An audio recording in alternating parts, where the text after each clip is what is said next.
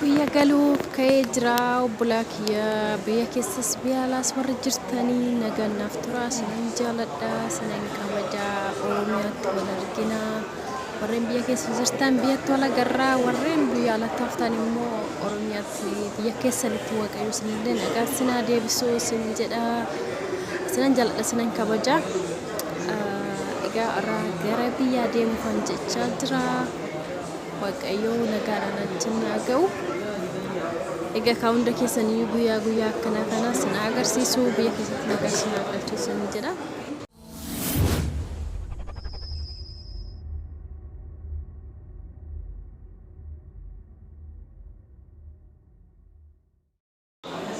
Ashama arka fuunee akkam jirtu hordoftoota chaanaalaa YouTube akkam jirtu nagaa keessanii nagaa waaqayyo iddoo jirtanitti sinii kabaayatu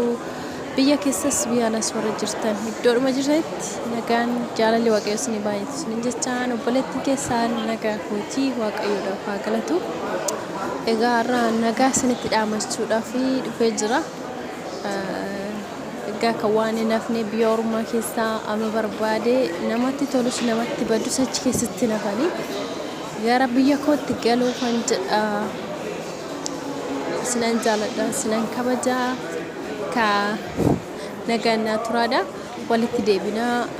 namni biyya galee ka amma tokko amma waa tokko sirreeffatee ala biyya keenya keessa jirus ni beektu yaa namni biyya galee yeroo baay'ee dafee gara miidiyaatti si ba'uu ni danda'u namni tokko akkasii kanaaf badallee biyya galee kan jira naganna jira dhaabbatanitti isinis immoo biyya kana sin agarsiisu nagaan biyya keessatti sin agalchu kanaaf egaa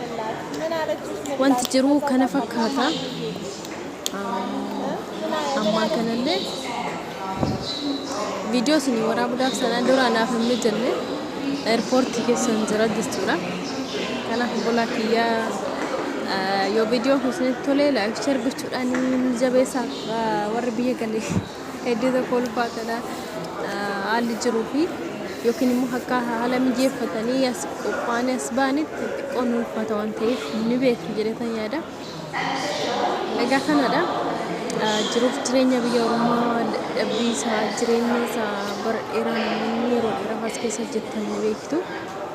aga barbaadanis hojjetanii dhugaa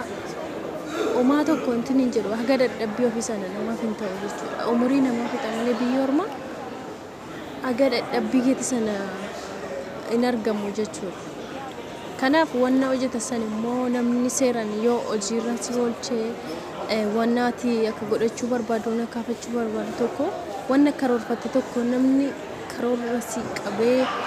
qarshii keessaa si qabee gara ati wanta ati barbaadu sanatti gara sanatti akka ceetu kan si godhu jiraate nama gaariidha nama gammachiisa si jechuudha garuu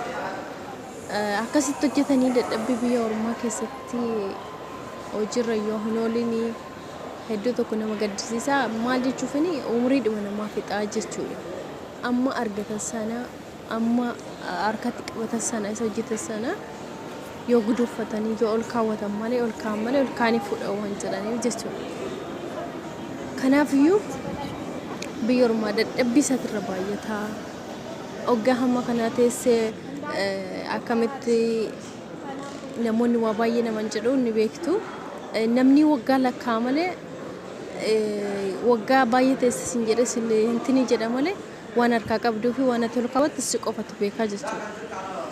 kanaafiyyuu naganaa taa'aadha sinan jaaladha sinan kabajaa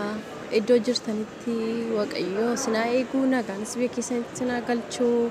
nagaan naa tura obboleeyyan kiyya ciao ciao